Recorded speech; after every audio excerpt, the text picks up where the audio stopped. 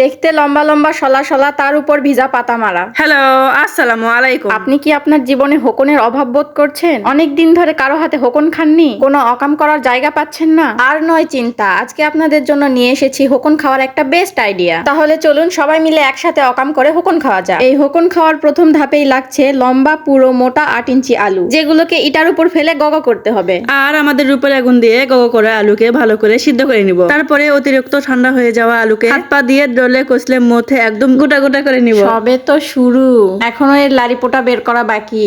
দেশি গমের ভুট্টা গুঁড়া আর সাগরের শুকনা মিশিয়ে ভালো করে টিপে দিব। তারপরে আপনার শুকিয়ে যাওয়া তেল মেরে জিনিসটাকে একটু হার্ড করে নিব। তারপরে আইলা জাদু, তাজা জিনিস কেটে মরা বানিয়ে দিল। তারপরে আলুর গোল্লাগুলোকে হাত দিয়ে লম্বা লম্বা শলায় পরিণত করব, আর একই প্রসেসে সবগুলো শলা বানিয়ে নিব। এ কোনো সাধারণ শলা নয়লা, এ হলো নরম তুলতুলে আলুর শলা।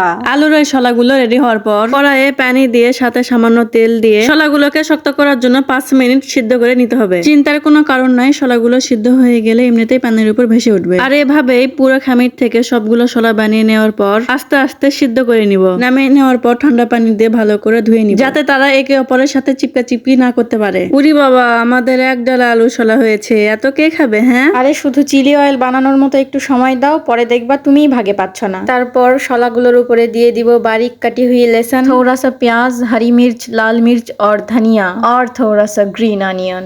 যেহেতু আমার আপু একটা অজাত, তাই এখানে আমি ধনিয়া পাতা দিতে পারছি না, আমাকে এটা পরে মিশিয়ে খেতে হবে। আপনারা বাসায় বানিয়ে খেলে অবশ্যই আগেই মিশিয়ে ফেলবেন, এরকম কোনো অজাতের স্বাদ ধরবেন না। ফুটন্ত গরম তেল, আম্বাগুনের পুরি আর কালো পানি মিলিয়ে সবকিছু একসাথে লন্ডভন্ড করে ফেলবেন, যেন খেতে বহুত টেস্টি লাগে। অজাতের ভাগ বুঝিয়ে দিয়েছি, এখন ইচ্ছে মতো ধনেপাতা মেরে দিব। এ যেন চোখের শান্তি, মনের শান্তি। দেখেই ভাল লাগছে, তাই না? আর এই যে রেডি হয়ে গেল আমাদের নুডলের আলু, যাকে ইংলিশে বলেন পটাটো নুডলস। নুডলের আলুর উপরে সবুজ পাতা মারার ফলে ভ্রমরগুলো ঘ্রাণে পাগল হয়ে দৌড়ে দৌড়ে আসছিল, তাই আমিও আর দেরি না করে চটজলদি সবাইকে সবার ভাগ বুঝিয়ে দিতে লাগলাম। প্রথমবারের মতো আলু নুডলস বানালাম। আগের মানুষ আর এমনি এমনি বলতো না খাজনার থেকে বাজনা বেশি। এই এক ধ্বজার পাই বানাতে আমাদের অনেক পরিশ্রম লেগেছে, অনেক সময়ও লেগেছে। এগুলো খাবার শুধু ভিডিওতে দেখতেই ভালো লাগে, নিজেরা বানাতে গেলে ব্যাম্বু ফেটে একদম চৌচির হয়ে যায়। যাই হোক, যতই পরিশ্রম হোক না কেন, খেতে কিন্তু মজারই ছিল। ভ্রমরগুলো কিন্তু ভালোই রিভিউ দিয়েছে। ভিডিওটি ভালো লাগলে লাইক, কমেন্ট আর শেয়ার করে দিবেন প্লিজ।